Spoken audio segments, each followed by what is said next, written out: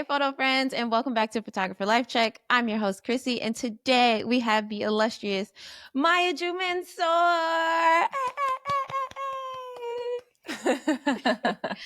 Maya, it's so good to have you here with me today. Thank you so much. I'm so excited to be here. It's my favorite podcast. Stop. You're such a real one for that. So then you already know we got to get started with the photographer fit check. Eventually, this podcast will be in person. Hit the email for funding. And when we get there, we'd be able to have the shoot and to go through the whole fit, and it would be so beautiful and amazing. But for now, we got to work with what we got. So let us know something that you're wearing. It could be the hair, it could be the top. How are you feeling? So my uniform almost every day is like some version of either a t-shirt or a tank top and jeans. I love And a lady with a so, uniform, to be honest. yeah, I think it comes from I used to do a lot of modeling. So Mm-hmm. just not having to think about it. I also went to school with a uniform when I was a kid. So I think I just got used to Samesies. not having to think. So I love a classic tank top, but I've also kind of gotten this interest in like unique basics. So this is a white tank, but it has a little heart cut out. I love that. It's so cute. So that's my photographer fit check. I love. Okay, mine. I'm also wearing a tank today, but it's just a plain black. This Ew. one, it's like from the athletic section in Target because after this, I'm going to go do my workout. So I was like, Amazing. let me prepare right now so that there's nothing stopping me from doing this. Amen. There's a lot up here that stops me. I don't know about you. You know what I'm saying? Like a lot of things can get in the way. And it's like, nope, we're preparing for future self to be like, okay, I'm ready for this. Yeah. Amazing. Okay. So Photographer Life Check has switched a little bit since our 6-month anniversary. Shout out to that. We're still in the month. I love this for us. But so Photographer Life Check today is all about your new book, Light Brown Butterfly. Congratulations. I've been loving all of the content. It feels weird to call it content. Sorry. I All call it of content. okay. I'm Yeah. like, is that fair? But No, yeah, I call it yeah, all the content. content you've been sharing about it has been so beautiful. Some of it Yeah. has felt really light and playful, and some of it has felt really deep and intimate. And it's just been like beautiful to witness like your process through it all. Thank you. So I want to talk, well, to start off, everybody, it is set to release August 29th, just a few days after you're listening to this, if you're listening to it on time. So make sure y'all go get that. But for a little backstory, because I want to get all into the book, I have so many questions for you, girl. I want to let the people know who you are, just with a little short bio, in case they don't. And if you don't, I don't know where the hell you been. But to let you know, Maya June Mansour is a multidisciplinary artist with roots in Black America, Iran, and Palestine. Her practice explores themes of healing and justice using photography, bookmaking, and mixed media. In addition to your own practice, you're also the co-founder and steward of Black Image Center. We shout out Black Image Center damn near every episode on this podcast. So y'all should know Black Image Center by now, which is a community photography space in LA that redistributes storytelling resources from the creative and entertainment industries in Hollywood to LA's Black residents. And so, with that being said, welcome, welcome, welcome. Thank you. Thanks so much. I've rewritten that bio so many times, and hearing someone else read it, I'm like, I'm happy with that one. It's solid. I like it, Thank you. especially co-founder and steward. I was like, yes, she is stewarding this ship. Come Thank on. you. Absolutely. Now, before we get fully into it, I do want to give a trigger warning to our audience. We will be discussing or using terms related to sexual assault. So I just want to prepare everyone for that so that, you make sure you take care of yourself. And after this listen and during this listen, and if you want to skip ahead for now, that's totally okay. Do what's best for you. Amen.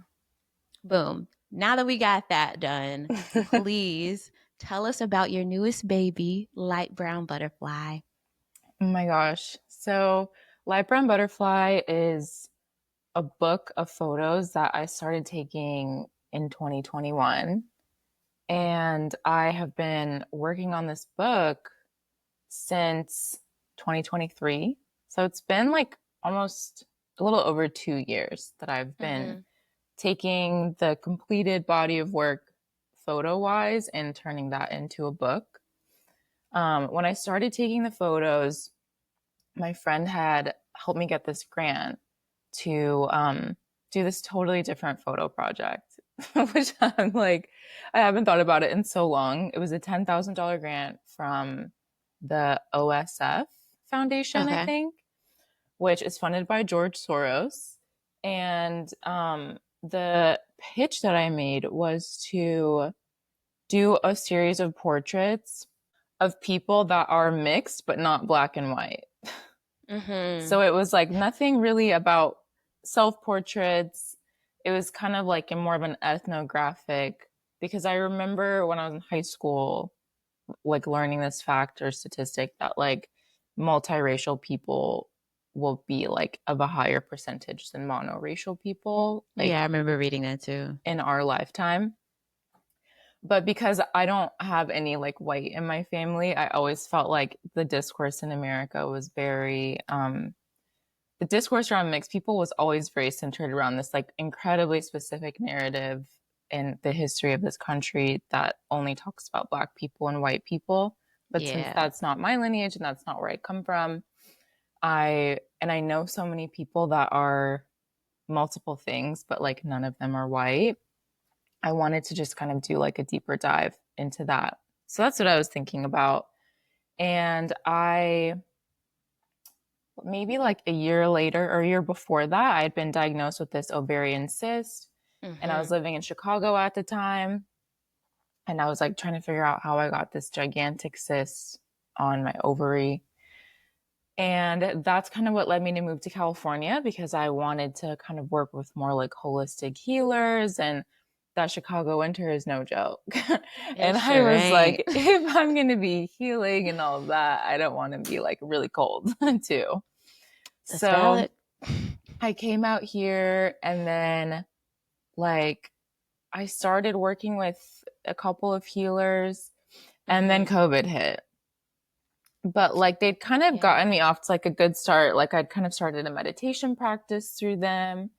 And that meditation practice like really kind of carried me throughout specifically the quarantine part of COVID. I kind of don't like when Yeah. people say that COVID is over because like It's still here, it's still here guys. and it's like mutating. Right. It is Um literally transforming right yeah. before our eyes. But But quarantine era, yes. yeah, so quarantine era, we're just at home. I was doing this kind of like residency thing called Abrahamic House, where we were like, we signed up to live in this house, and like every person in the house was a different religion. Oh, So it was kind of this like social experiment thing where like we live in this house, and like every month you're supposed to like put on different events that bring our community together.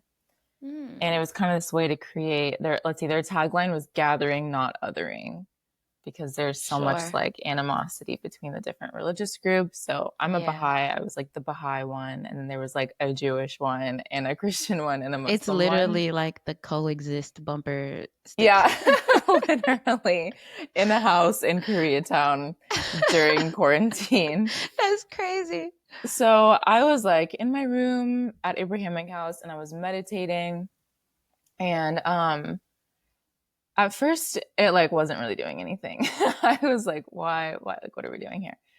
But after maybe like 3 or 4 months, I started like seeing seeing things and having like really, really vivid images come up in my Mm, mind. I was having like memories from my childhood that I had suppressed, like resurface. So meditation became like this really interesting place where I would go to while I was in quarantine. And one of the things that popped up while I was meditating was the word Kauai. And oh, I didn't even know where Kauai was. I was like, I know that's an island in the Pacific, but yeah. I was like, Kauai, like that's really interesting. I think like Childish Gambino and Rihanna had just put out like that video where they were in Kauai together. Oh, You know what I'm talking yeah. about? Some like summery looking one. Yeah, Yes. yeah. Yeah, exactly. So I just like every night I would meditate before bed, and the word Kauai was just like really present. And I was Mm, like seeing myself on in these mountains, and it was so green and lush. And I was like, okay, interesting.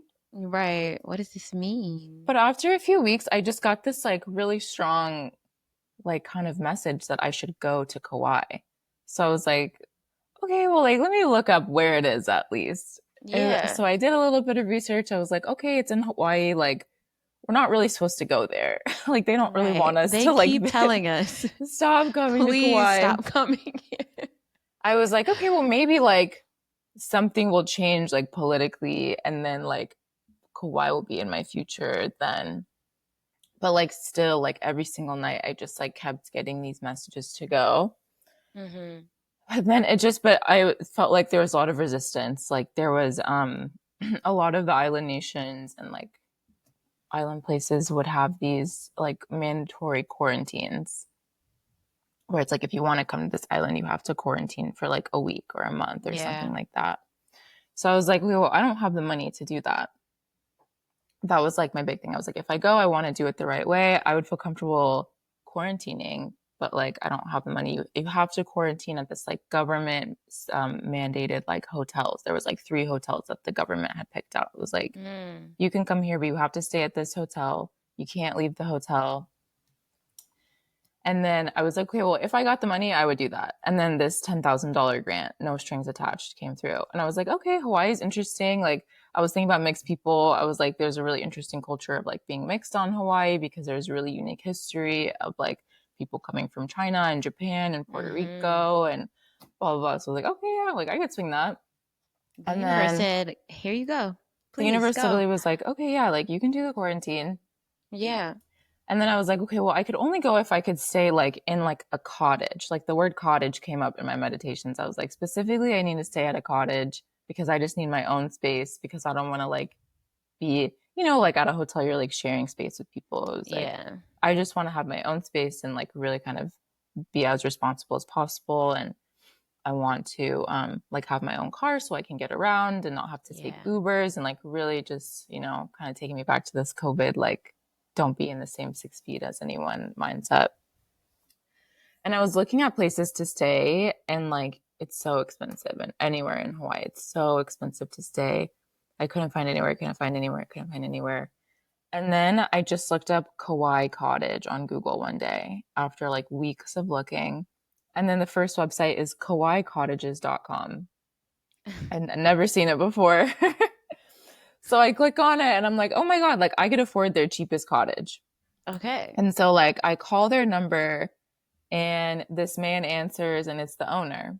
And like we just start talking. He's really nice. I tell him like kind of what I'm going to do. He's like, okay, sure, whatever. Like you can come, but there's this quarantine. I was like, yeah, I want to do the quarantine. He's like, okay.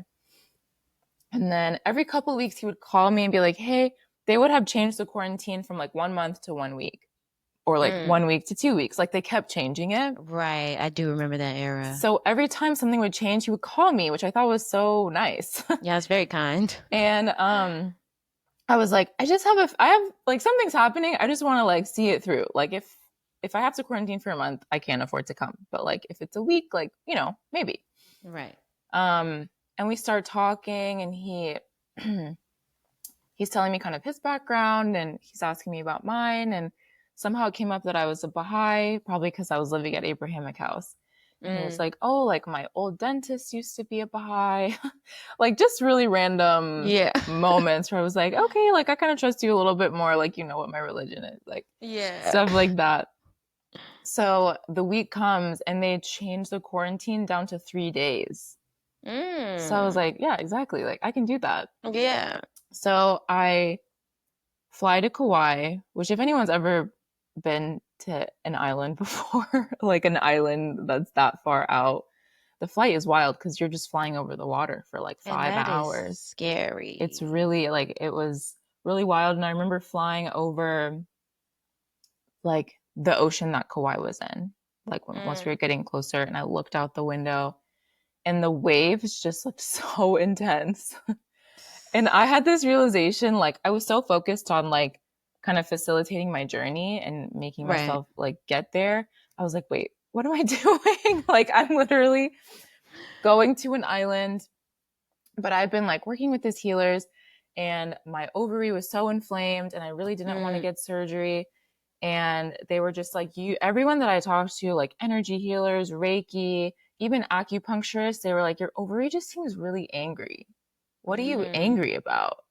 And I was like, I don't know. Like, I don't know. Like, yeah. there's a general anger that I think comes with being Black and being a woman and like just life. But like, I don't know what aren't like, I don't, I was just like, I have no I idea. I completely resonate with that feeling where you're like your body is kind of like you said angry or like it's showing symptoms of anger and you're like, I mean, I guess it could be this, but it's like Yeah. I don't know, like Nothing's that's like, always there. Like it's not nothing's sticking out. right. So, something that had come up a lot was my intuition. Like in these sessions, like they were talking about my intuition a lot. And I was like, I believe in intuition, but it's not something that I think about often. Mhm. And so I'd planned this trip to Kauai. I was able to stay at that cottage for 1 month. And Oh so wow, nice. I like brought all these art supplies and I brought all these cameras. And normally a big planner, but I was like, on this trip, I want to just test out, like, just trusting my intuition. And so my like plan for my trip was every morning I'm just going to wake up and see what I feel like doing and just do that instead of being like, Nice. well, I want to go to this beach and try this restaurant. And I didn't do any of that. I was just like, okay, if I wake up and I feel like watercoloring all day, I'm going to do that. And then there's a specific Baha'i prayer that's called the fire tablet. So I brought Mm, my prayer book and I was like, okay, like maybe I'll read the fire tablet because there's a lot of anger in it. okay. And I was just like, whatever happens, happens. I told my husband who we were just dating at the time. And he was like, okay, he's very good at this. He's like, I'm not going to reach out to you. I'm going to wait for you to reach out to me because like you're doing your thing Your and things, I'm yeah. not going to like try and insert myself. Like if you ever want to call me, like I'll answer, of course. So I'm like, okay. But then I get there and I'm like, oh my God. Like, just there's this, it feels like felt very human and primal where it's like, whoa, like I'm on an island in the middle of the ocean and it's By just me myself. and my Yeah. intuition and my anger. And I was like, wait, this is actually really scary. Yeah, that's real. So I get there, I do the quarantine. I'm like brought a couple of books. I'm reading some books. But during that month, I really just like went into myself and I like kept up my meditation practice and I was saying all these prayers and I had a car when I was there. So I would just like, drive around. And if I wanted to turn right, I would turn right. If I wanted to turn left, I would go left. And I didn't really like talk to many people when I was there, especially for my Mm, first couple of weeks. Like I really had so much solitude. Um, and it kind of in that month, I started taking these photos of myself because there was literally no one else to take pictures of and no one right. to like take photos of me. So I was like, okay, well, I'll just take these photos of myself, partially because I wanted to document this insane thing that I had done. And I felt like this Yeah. island had literally like called me to come do whatever I needed to do there. And there was so much that I learned about Kauai and like the water. Like I got there and I was like, oh my God, this water is angry. Like the volcano is angry. And it was all these like parts of the earth where I was like, okay, if you can be angry, like I can be angry. Like you're teaching me how to be like unafraid of anger. Yeah. And then I also learned that Kauai is like the oldest island out of all the Hawaiian islands. Oh, I didn't know And that. because of that, it's called the Grandmother Island. Oh. And it was just like this really interesting thing because when I was there, both my grandmothers have passed. Mm, So when I was there, I got that. I felt that. I was like, yeah, that feels really accurate.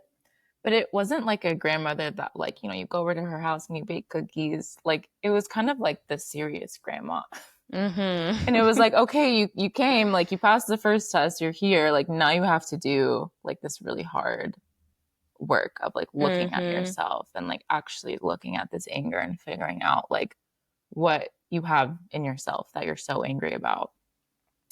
And so that's when I started Light Brown Butterfly. And when I was there, I was like, okay, like, then I really found out like what I was angry about. There was all this Yeah. stuff from my past that came up. And kind of through working with different healers, I was like, okay, yeah, like it's probably like this assault that happened when I was in high school.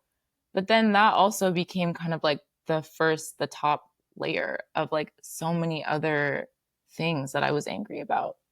Like it wasn't just that, it was like my family, my dad, like all of these other things came up. And I was like, oh, I'm actually mad at this person that I thought we were cool. Like, I like you, but I was actually really mad at you, but I had just stifled it so much. And I was Yeah. using this instance of this assault to like represent all this other stuff that I just like wasn't ready to face.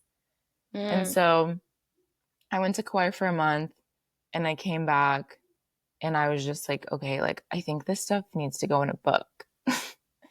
And then I like had to go to work. I came back from Kauai and I had to just like go back to work. I found a job and I didn't touch the photos. I didn't take any more photos for like almost a year and a half. Wow. And then Yeah. this Google image equity thing came up and it was like this fellowship for photographers and it was with Google and Aperture. And we had just moved into our space at Black Image Center. And a bunch Mhm. of people had sent me that grant, but I thought it was a grant that we could apply for on behalf of Black Image Center. Ah, So got I you. wrote that grant for BIC. And Mhm. then, like, the day before it was due, I asked someone at Four Freedoms, who was one of the organizers of the grant, like, can organizations apply or is it just for individuals? And she was like, oh no, like, it's just for individuals. So the day before it was due, I rewrote that thing for myself. And I was like, what about those pictures I took on Kauai? Like, I'll submit some of those. I'd been like just taking photos more that year. Mhm. And then I made it to like the second round. And they Mhm. asked us in the second round to pitch a project. And that was the first time that I had like attempted to put into words like what is light brown butterfly. The words light brown Wow. butterfly did not exist. But Yeah. I was just like, Wow. I took these self portraits in Hawaii a couple years ago and I think it's gonna be big, guys. You should fund it. And that's how I got the funding to like finish taking the self portraits. So like the photos Mhm. were taken kind of in two chapters, like one when I was on Kauai and then two with the funding that I got from the Image Equity Fellowship. And I took the second half of the photos in LA. And then Was I that got another emotional process for you? Like that you taking got the to like photos. provide yourself like some more solitude and like really go deep within yourself on some like shadow work shit? It was like there was definitely like, a cup of that, but there was like three Mhm. cups of imposter syndrome. That's real. It was not even really like the trauma coming up because I feel like I did so much of that shadow work in Kauai where when I Mhm. got the money, I really like the moment I got it, I was like, fuck, I'm gonna have to tell my mom. That was the first thing. I'm gonna have to tell my mom. I'm gonna have to like talk about the work, which I'd never done before. So I didn't know. I actually love Right. talking about this work, but I wouldn't have known that because I never had put any words to it before. So I was like, I'm gonna have to like tell people and just like the work being perceived was more nerve-wracking than like what the work represented at that point. And then That's that so was real. also like the biggest grant that I've ever gotten. And I was like, what if I take a bunch of photos and they don't look how I want them to, or Mm. they're not as good as the other people in my cohort? So yeah, it was like I remember I booked this house in Topanga that I'd wanted Mhm. to shoot at for years. And when I got So the grant, gorgeous. thank you. I was like, I need to shoot there. Mhm. And I got this grant and I was like, I know exactly what I'm going to do with this grant money. I'm going to book this Airbnb in Topanga. And I remember being in that house the first night and just being like, oh my God, like, what if I can't take pictures anymore? It's like that thing where it's like, I don't know, maybe like athletes have this where it's like, what if I just forget like how to Right. How to shoot a do the basketball? thing. Yeah, it's Yeah. like the one thing I've like done forever. But yeah, it was just that like that little voice that's like mean. Like that Mhm. was more of what I was dealing with when I was taking the photos. Um, but then I took the photos, ended up liking them. Turns out I remembered how to take You did pictures. not forget. I didn't forget. Um, I found a lot of photos that I was really happy with. And then in the middle of that grant cycle, I got another grant to make a book out of the work. Nice. So it was just like really this thing, which was one of my biggest learnings from the jump, is that like the more you listen to your intuition, like the further it'll take you. Yeah. So it's like if I was just like, okay, I shouldn't go to Kauai, like none of this would have ever happened, Right. which is why like part of the proceeds from my book are going to a land back organization in Kauai Oh, come on, Maya. I know that's because right. I feel really strongly that that place cannot be ruined by Yeah. tourism. And it's like so special and it's so powerful. And I literally felt how powerful it was from LA. And then I got there and was like, whoa, like this grandmother is not playing around. Like it's so serious. Yeah. And we And need I to was keep like, her around. we need to keep her around. We need to do whatever we can. We need to like tax people that go there. Like we need to do mandatory quarantine, like all of that. So that's Light Brown Butterfly.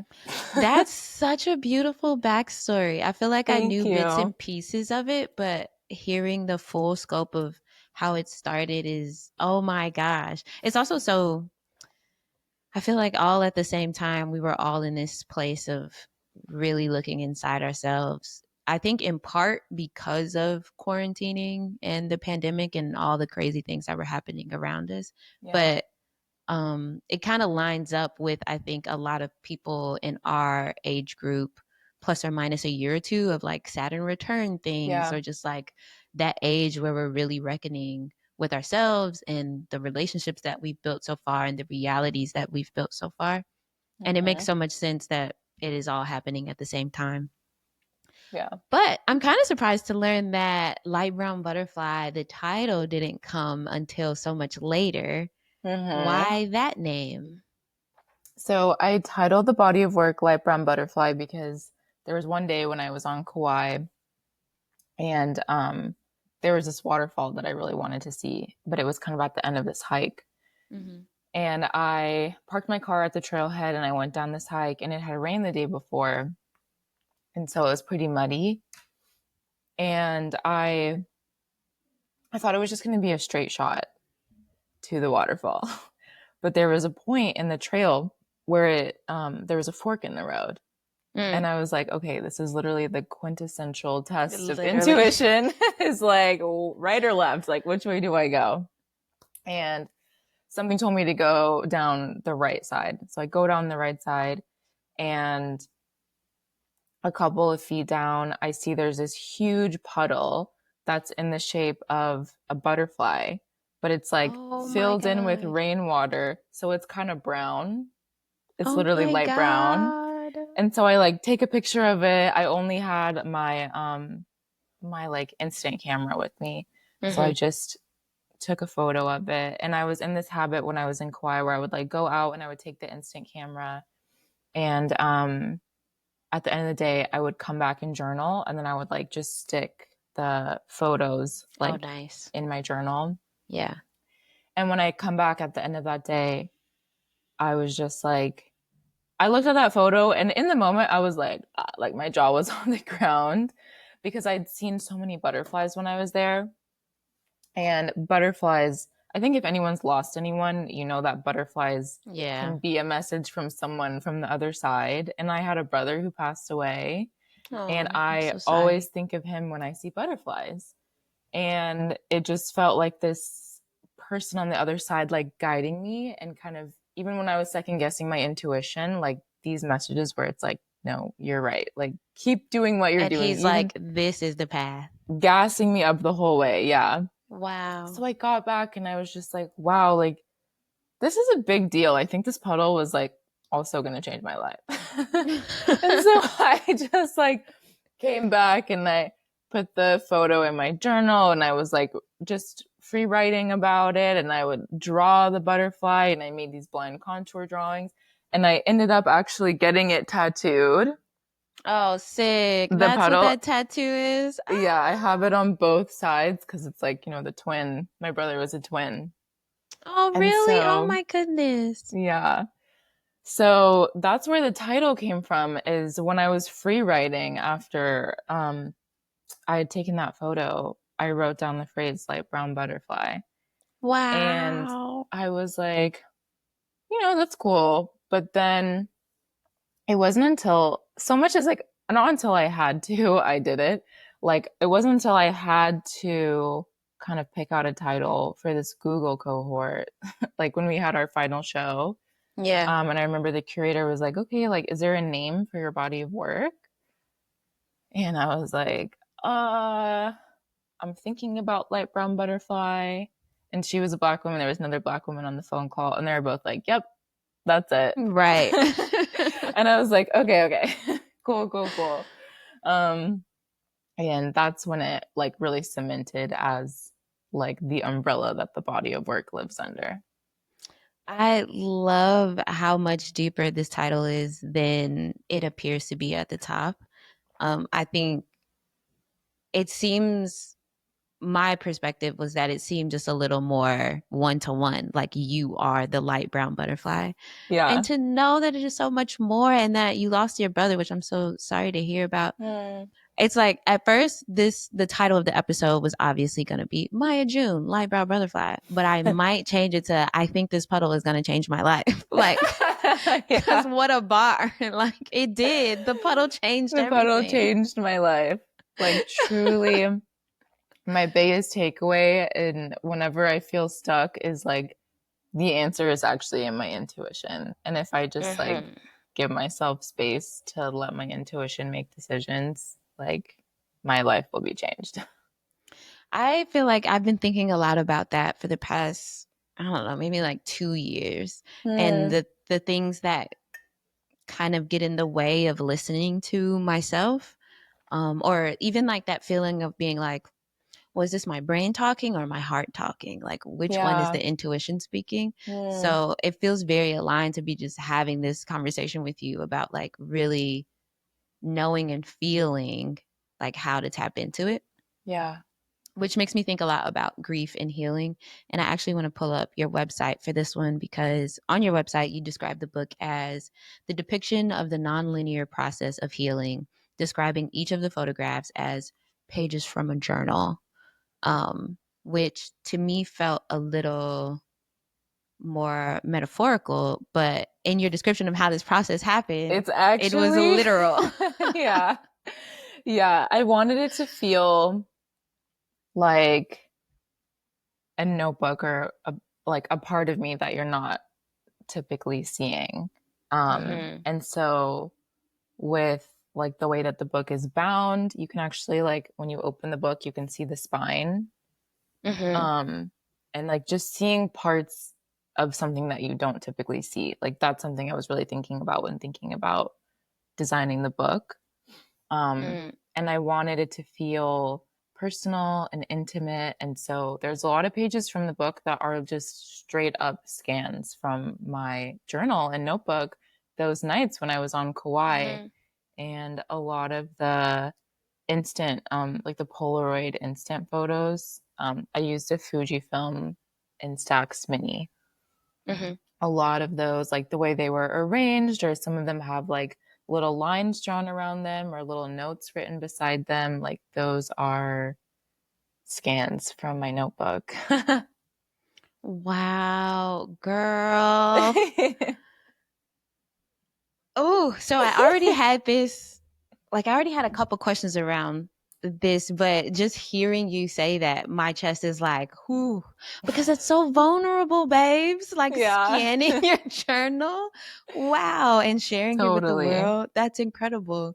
Yeah. And you even mentioned on Emulsions podcast, you said, when you're doing such personal work, you have to not be afraid to look at yourself and all the ugly parts of yourself. And you also wrote separately elsewhere, beauty is an integral part of the work and your creative process, acting both as a tool of self care as well as an exploration of the spiritual attributes beauty can offer. And so when in doing this research, I hear these two ends that almost feel like opposite ends of the spectrum. And I'm listening to you speak right now about like how vulnerable and intimate you are willing to get, not only with yourself, but with the public.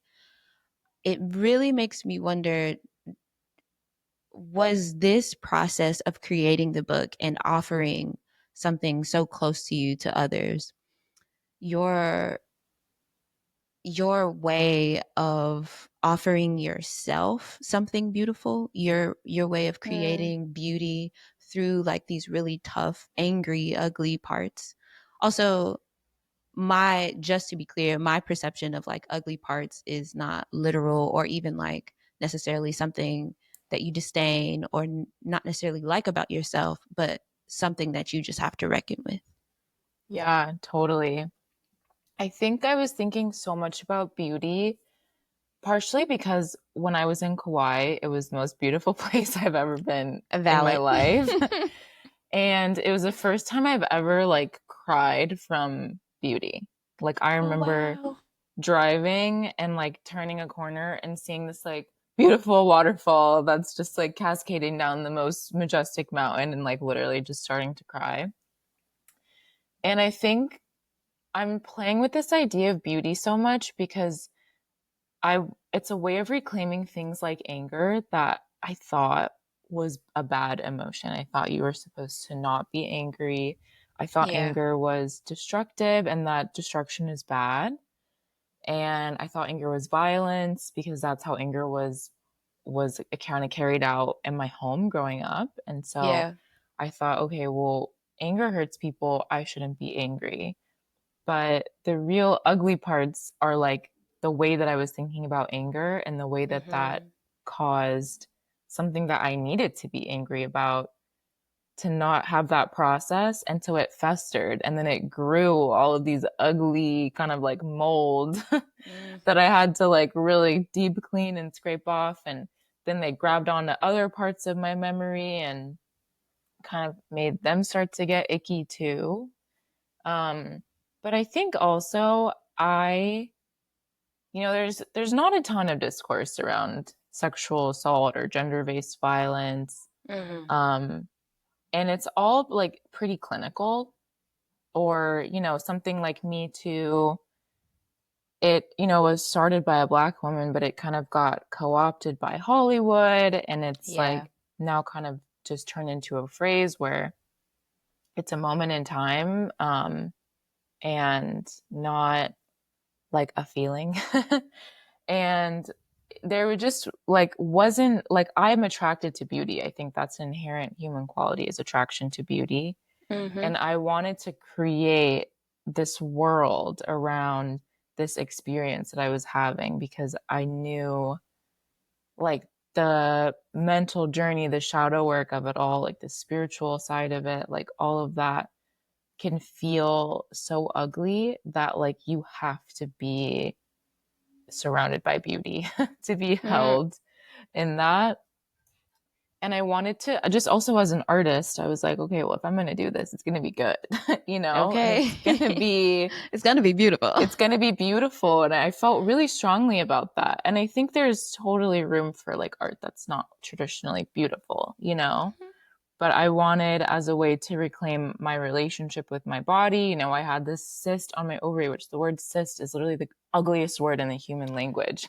Yeah, it doesn't feel Like good. It's like it sounds cyst. awful to say and to look at. Like it's just so ugly. And I was just like, I don't claim that energy. Like I Real. need to rewrite that a little bit. So I think that's where a lot of that like kind of tension between like ugly and beauty come from. Hmm. I also noticed you use mirrors a lot in this project. And I think in general, I think I also saw somewhere you mentioned that you enjoy the idea of reflection.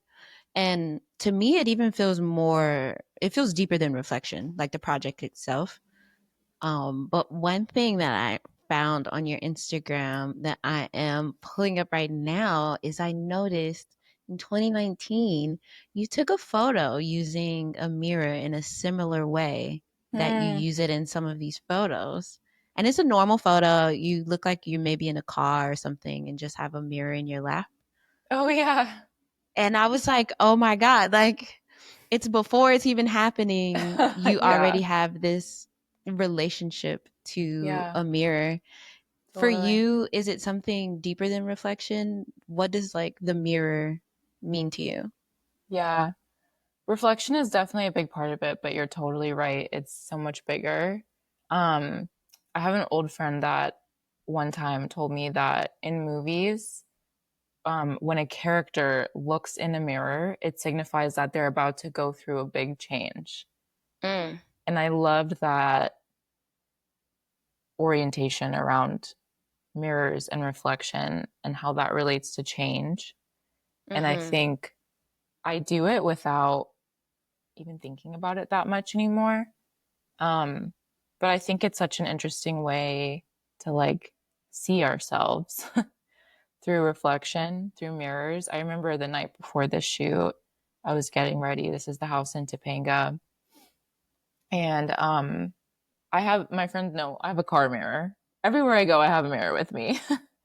But I like my car mirror had recently broken and I was like, oh my God, I don't have a mirror. And I drove like Mm, 30 minutes to Target in Woodland Hills and I bought a mirror because I was like, I need a mirror for the shoot. I have no idea what I'm going to use it for. And then I ended up using it for this picture, which is like stupid. It's so good. it's so good. And I wouldn't have been able to make that if I hadn't had that mirror. Um, yeah, Do you have superstitions around mirrors? I don't. No, Okay, I didn't really grow up with superstition. nice. Yeah, I think because like for Baha'is, yeah, we don't really have religious superstitions like that. Okay, But beautiful. I know I'm glad. there's something about mirrors, but I forgot. Yeah, and we don't even have to bring it up. I Yeah. was just curious.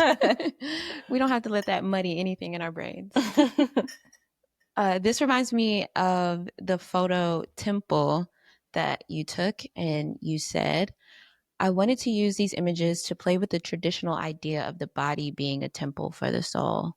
Instead of my body being a vessel, I imagined my body as being a reflection of the thing itself as I was creating these images. And by the thing itself, did you mean trauma?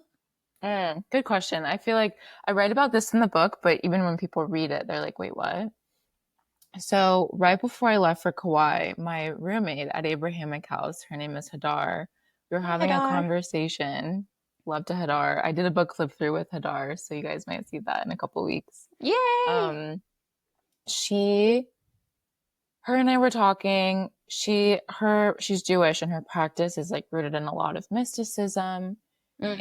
And we were talking about this idea that like the body is a temple for the soul and that the soul is this thing that lives inside of the temple, but Mm, but the temple isn't of the soul.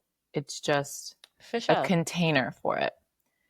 And we were like, well, what if there was like a different way of thinking about our bodies? Because like I believe like our soul imbues our body with life and it's not something that is just inside but is animating like every atom of our bodies. Mm, And so when I was making these photos and I was not feeling like my body was a temple, I was like, I have a cyst.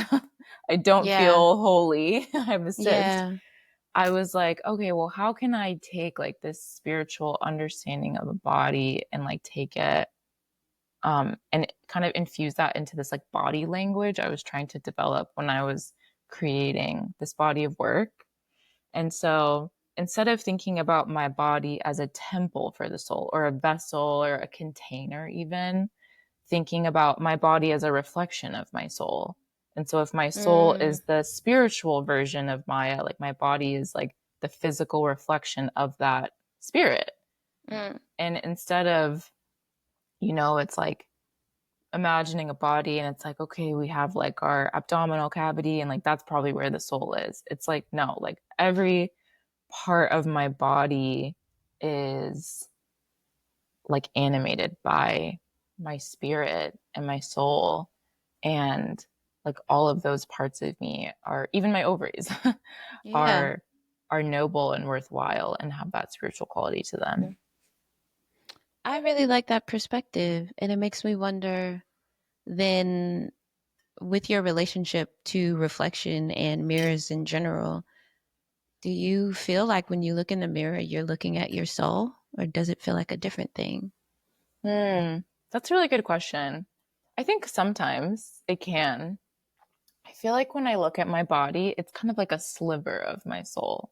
Like Hmm. it's not the full experience, but it's like yeah, a bit of a manifestation of like parts of my soul. But I believe Hmm. that our souls are like so much bigger than our bodies, and our souls like have a life after our bodies die. Yeah. And so there's parts of our souls that we can't understand or comprehend. But I think we all look different because we all have different souls. You know? Like I Yeah. think that's part of it. It's like, yeah, we have different genetic lineage, but I think it's like we all have unique souls. I love this perspective. It sounds so romantic and sweet. I think it's really beautiful. It also reminds me of another thing you posted on Instagram that I honestly wish I could read the whole thing. But you were talking about your relationship to home, Hmm. and which off top, I think it was a really beautiful piece to just be like reckoning with like what home is, what does it mean when you're in a new place, just trying to figure that out. And it was a little more literal in your piece that you wrote. Yeah. Everyone should go read it. But when I was looking through it, it just also made me think about this idea of our body being a home, which isn't new language for me. And it is language that I like, where it's like I want to feel at home in my body, and I want to work to always feel at home in my body and make sure inside my head, my physical body, my gut, my heart, that it feels like home and safe to me.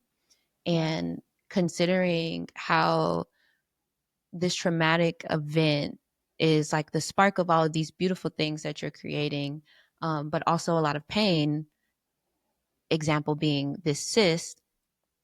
And then in this moment, hearing um, your relationship to the idea of your soul and how it is encompassing your body and animating your body, I'm wondering, and if this is too much, you can tell me no. How have you found a home in your body Hmm. after all of this and in the middle of all this? I mean, this is still, you Yeah, know. totally. I think that's where the photos as a healing tool really came in.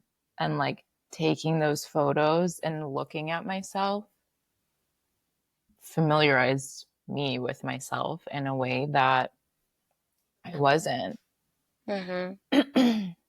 And like I tried not to in the book make it seem kind of like art therapy, but it kind of was. There's a little bit of that. Did you see that bug? Yeah, it was a little It's fly. like, Came to say wait, hi. yeah. Um, yeah, I think that the act of taking the photos was incredibly helpful in me looking at my body as my own. Mhm. And like, there's something so intense about like having a location all to yourself. And the purpose of you being there is just to be with yourself and take photos of yourself. Yeah. And I think that like working through all of that and making this book, like I spent 2 years, I worked with a book designer, just looking at my body in all these ways, which I wasn't a stranger to looking at myself because I used to do a lot of modeling Yeah. and like, but it's looking at yourself through someone else's lens when you're modeling, which is a whole other, like, we can talk about that too, but Yeah, that's a whole full episode. that's a whole other thing. But like looking at myself through my own perspective, like it's not something I realize that I do very often. And like, I think that element of like reflecting on who I am, like how these things made me who I am. How do I feel connected to my body? How do I feel disconnected to my body? I had the experience where when I got diagnosed with my cyst and I had it for a couple of years before I got it removed, like Mm-hmm. I felt like I was at war with my body and my body Mm. and I were in a big disagreement. Like we were fighting and I was like, why did you do that to me? Right. But then my body was like, girl, why did you do that Why'd to you do that me? to me? And like, I don't know. I think it's super interesting because I just started posting regularly about the book like a week ago. Mm-hmm. And already like multiple people have been like, hey, I have an ovarian cyst. Like, what do I do? Or like, Mm. I just found out I was diagnosed with an ovarian cyst. Like, this has spoken to me in a way that nothing else has. And I think I felt a really intense pressure to just like get rid of it and move on. Um, which I think sometimes with health, like you got to just get rid of what doesn't belong and move on. But for me, the cyst was like a big teacher. Yeah. I mean, clearly it's given you a lot Yeah. to go through. It's also given you a lot to see within yourself, literally and figuratively. I think something that's interesting that as I was just like thinking about this idea of the soul and how it moves through you, it made me think about the moments where I have intentionally cried in the mirror. Oh And my so, God. like, not that Yeah. moment where it's like, oh my gosh, I'm so sad and I need to look in the mirror. But like when I was really reckoning with shame or embarrassment or guilt and trying to change my relationship with self, looking in the mirror while I was crying, I really felt like I was looking at my soul separate from societal ideas of what my body might look like, which we're all affected by. There's no way to not be 100% of like what this shape means, what Yeah. this feeling, this texture means to other people in the world, but like really looking at myself. And unfortunately, sometimes I think, wow, can like this type of transformation only come through pain? Yeah. For you, it being like this cyst and all of the trauma that happened to you to form it and all the anger that carried inside of you to form it. And it's Yeah. just, I don't know. It's also in part like being a woman sometimes it's like, what a grief. Truly. Girl. Every time I would tell another woman about my cyst journey, Mm-hmm. at least at one point, they would say, women go through so much. Bro. It's just like, I just got used to that, like on refrain. Like, whenever I would tell one of my friends what's going on, they'd be like, man, women just go through so much. I literally feel like all women are better than everyone else Yeah. because outside of any other like medical potential medical tragedy that could happen, I'm just simply on my period. The Yeah. fact that I might have one, it could be regular, irregular, it doesn't matter. The fact that it exists, I did everything that you did and with a period. So, Yeah. Literally. I took half the photos in my book on my period. like, come on. And for that, you deserve millions of dollars. Thank You you. deserve all of the rewards because what? It's wild. And I try really hard to like cycle sync. Like Me I too. try not to Sometimes like it's difficult. plan stuff on my period, but then it's like every month it's like there's one thing that can only happen on the very first Right. day of my crazy period. And I'm like, oh my God, what? Why? It doesn't make sense, bro. It doesn't make Yeah. sense. On a tangent about periods, though, I'm fascinated by periods and I think they're really impressive and really beautiful. And I like really like mine. I don't always Yeah. enjoy it, but Yeah. like I'm like, wow, this is so cool that I have this thing and I do this thing. But Completely. yeah, it also feels like a sick joke sometimes where it's like I'm trying to plan this very peaceful, restful day and it's like Yeah. everything needs to happen. Yeah. Completely. But on an opposite end to all of this grief, there is healing. And one thing that I thought was really beautiful when looking at some of the your images is some felt very playful.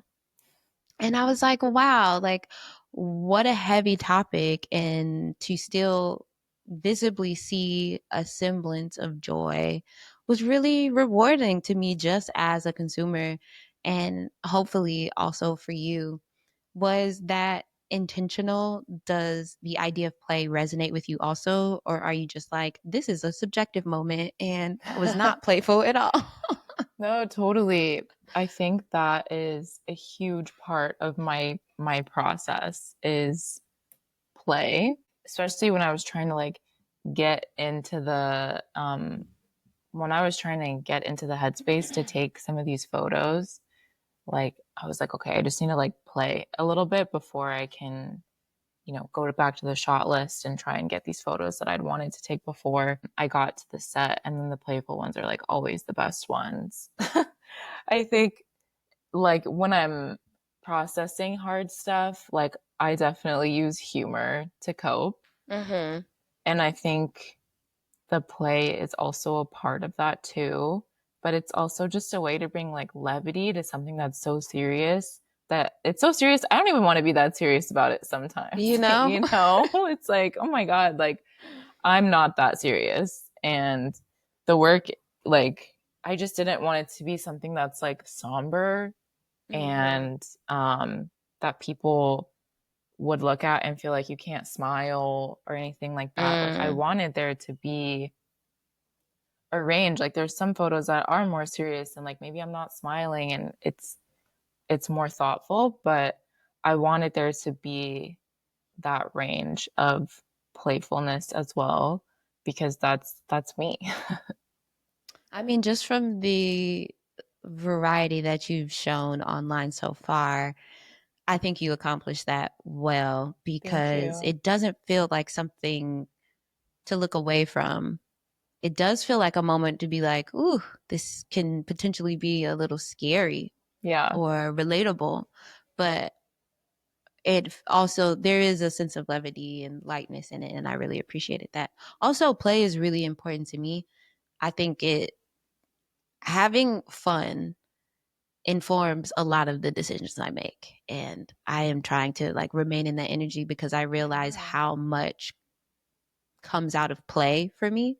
So to see that within this specific type of project was also like, yes, like you are me, I am you. I see this. Like this is so beautiful.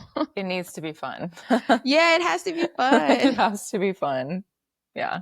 I totally relate to that. And I also want to get into the process of making the book. You mentioned a little bit about it before. You've also made other books, which I'll show everybody watching a little bit from your website.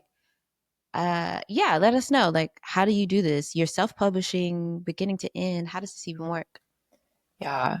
So I had no idea what I was doing. I'll just preface it with that. Like I had support and like, some mentorship and people I could talk to, but at the end of the day, like I like to tell people um making a book, making a photo book, making an art book, it's kind of like picking a sports team and like everyone thinks their team is the best. So Mm-hmm. anyone you talk to is going to be like, "Oh my God, you got to produce in the Netherlands." Or like, "Oh, you just got to do it in China. It's cheaper." Like there's just so many Yeah. options. Um and I only know the way that I did it. But I know at every step of the way there were so many options. And it was like that fork in the road back in Kauai times a million, like every Mm. single step of the way. And it got to a point where I just had to be like, just really rely on that gut reaction Oh, as that's so well. real. Because I was just like, whoa, this is a lot. It's a lot, a lot, a lot. And it's so expensive. I chose to make my book in America. Mm-hmm. So automatically, it's more expensive. Yeah. A lot of people produce in Europe, a lot of people produce in China. If you produce in either of those places, you have to have someone that's like on press who speaks the local language, who can kind of tell them, like, oh no, like that's not how she wanted it. And like Right. all of that. And I was like, okay, I That can't do that. sounds, yeah, that sounds like a lot. Maybe for round two, but like Right. I'm not working with a publisher. I got a little bit of money to make this book, but like, it goes so fast and the Hmm. process took so long and like there's no way. I took a class called How to Self-Publish Your Own Photo Book, and on the first day they were just like, do not make a photo book if you want to make money. And now that the book is finished and I'm putting it out, like I can confidently say, like, there is no way I will ever make back the money from this photo I book will not help you manifest that. solely on book sales. I think if I'm selling prints or doing speaking engagements, Okay, for okay. sure. But like the first edition of the book that I have printed in these boxes over here, like that,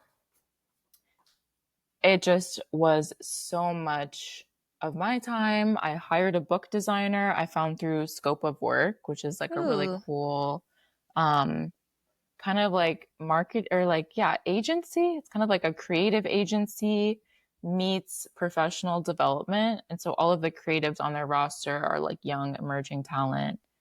I was Nice. my book designer's first client ever. Wow. And she killed it. She did such a good job. Her What's her name is name? Shout out to her. Betania Moreno. Hey, So Batania. amazing. She was so good. She did her thesis on like sexual violence that the Catholic Church Oh, perpetrated in wow. Latin America. I was like, you, it's Right, you. exactly. You get it.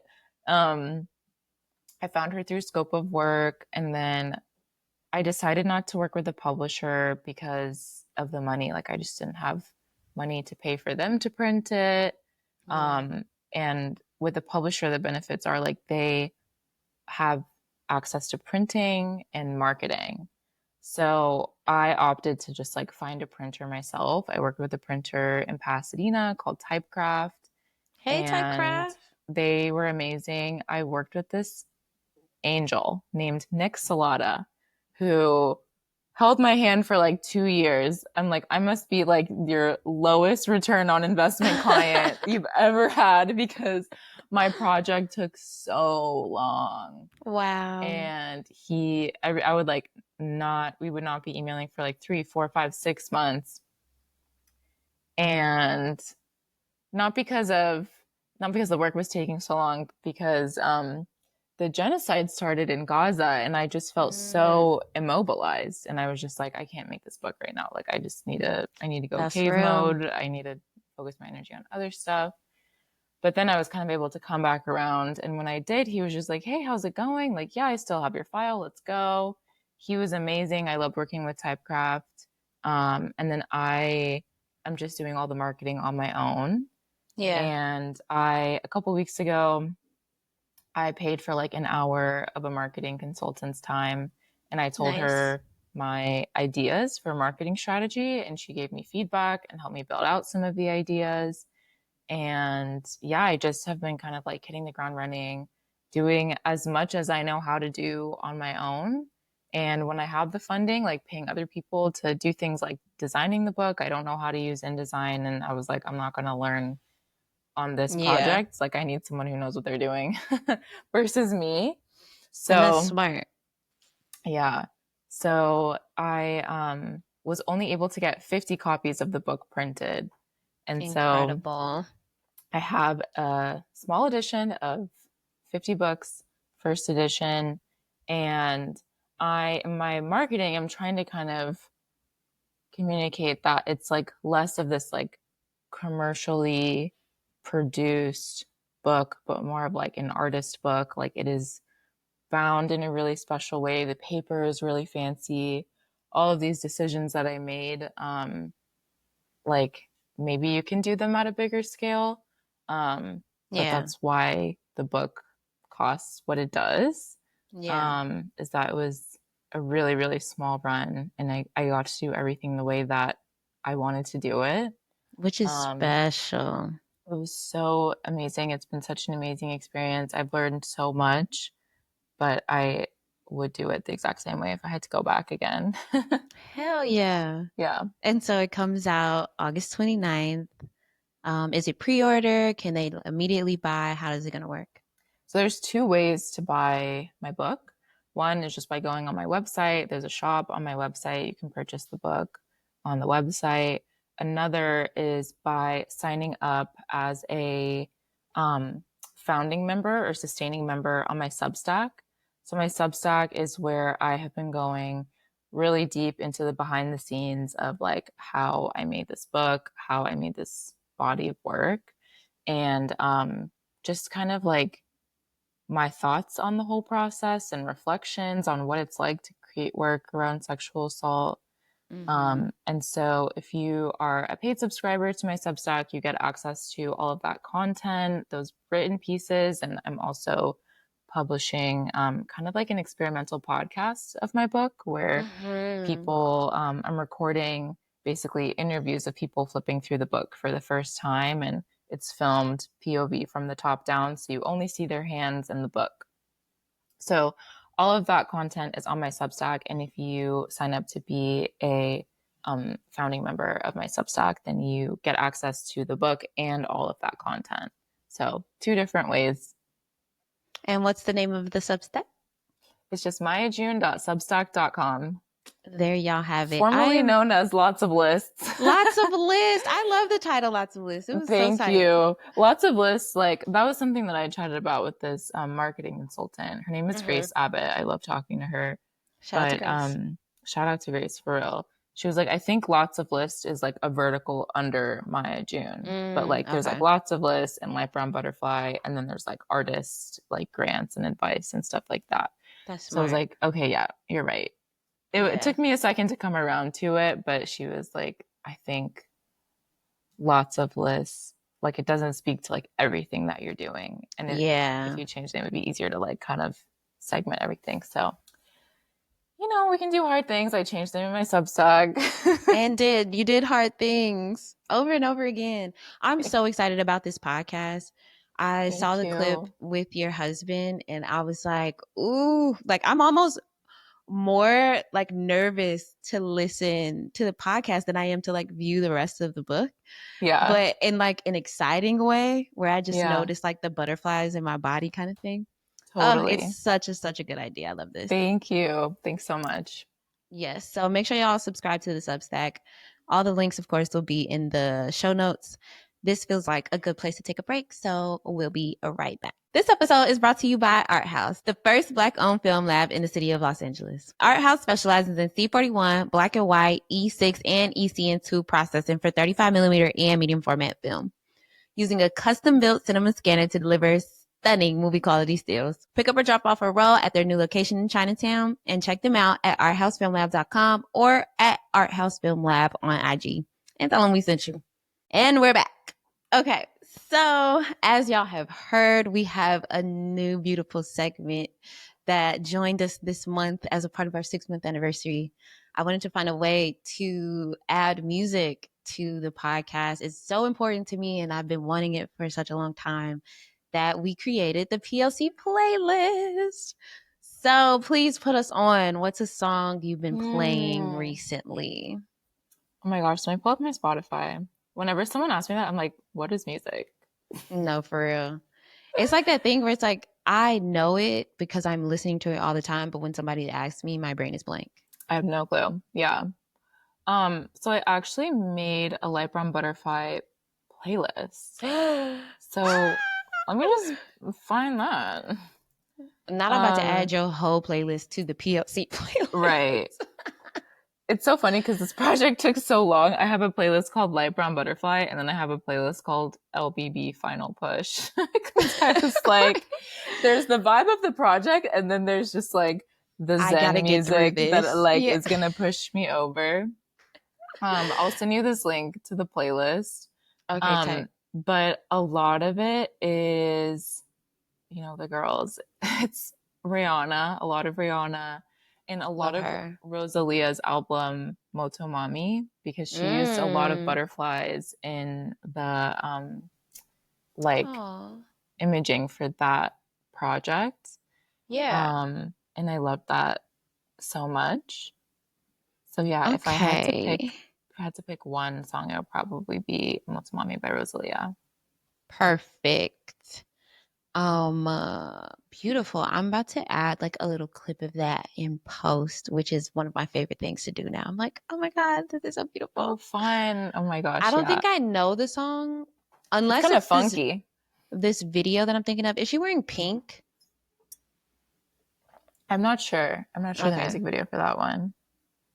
Okay. Well, It's kind beautiful. of like an Rosalia. interlude, kind of.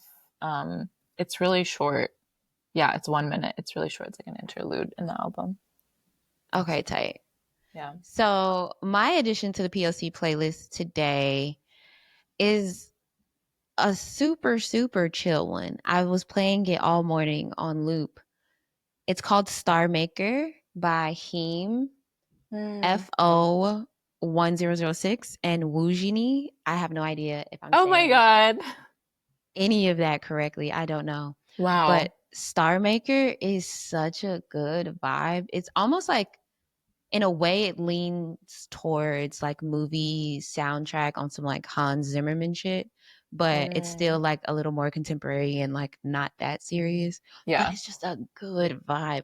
I've never shot to it, so we'll see how that works once I play this playlist on a set, Yeah. but It's it's about to my be vibe all today. over the place. Right. But I'm excited about that for all the different types of vibes we get as we continue to populate this. Boom. Okay, so our next segment is a fave. It's photographs not taken. Mm. And I love this segment. It's named after a book called Photographs Not Taken. So I want to know, what's a photograph you wish you would have taken but never did? Love. I love that book. I actually took a class at Latitude in Chicago, Mm. and one of the assignments was to like write an essay about a picture that you wanted to take but you didn't. I love that.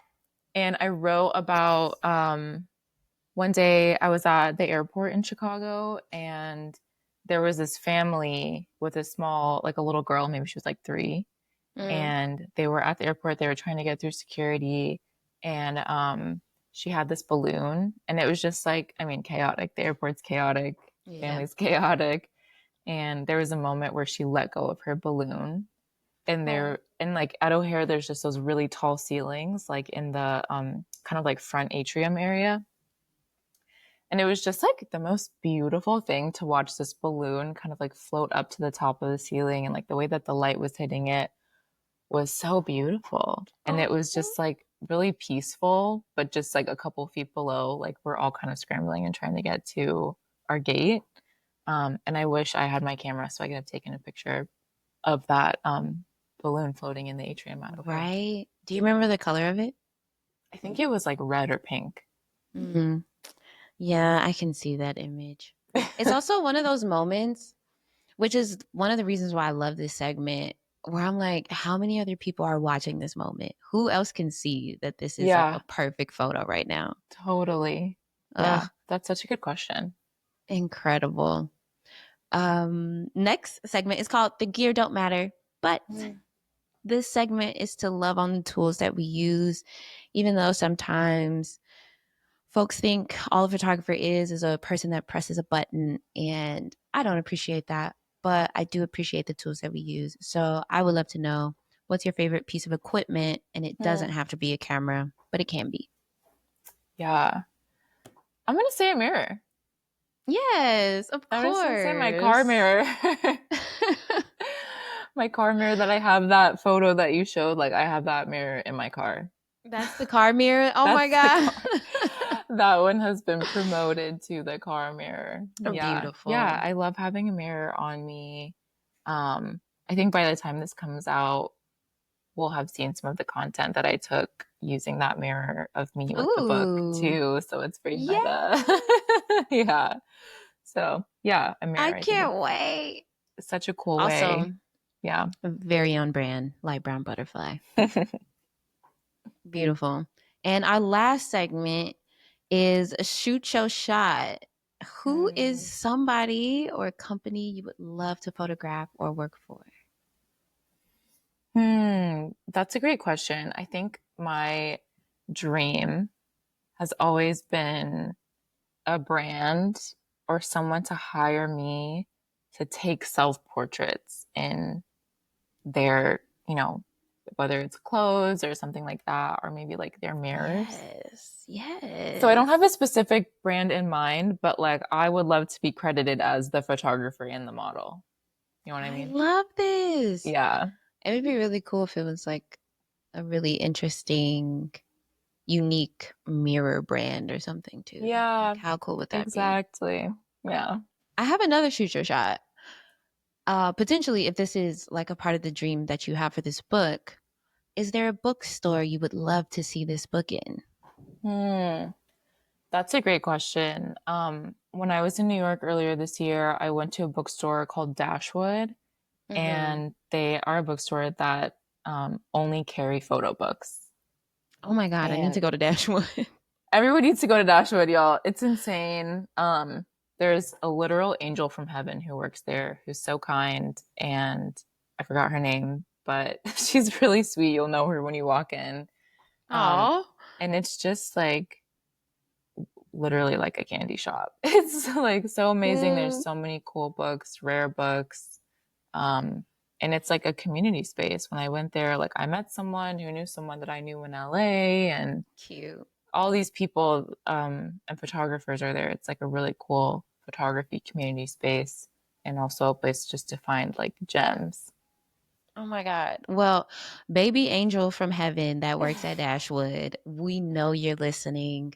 Hit up the people in upper management and tell them that light brown butterfly deserves to be on the shelves. And they could even fund a couple more prints of that, you know. I know, second We'd love that. edition, that's the Second, we dream. love a second edition. Exactly. Yeah, Get it in there. We need it. yeah. Maya, thank you so much. This has been so Yay. beautiful. Can you Thank you so please much tell the for having people? me. Oh, of Sorry. course, darling. It's okay. Can you please tell the people where you would like to be found?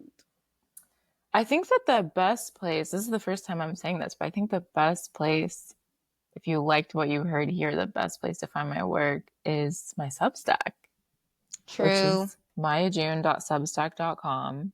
Second best place is going to be my Instagram, which is Hmm. also Maya June. And then my website is just my full name, mayajunemansour.com. And just a reminder, if you've made it to the end of this episode, you've already heard that the shop is on Maya's website. So you can get Mhm. yourself a copy of Light Brown Butterfly. Exactly. Well, you can find us everywhere you get your podcast at Photographer Life Check.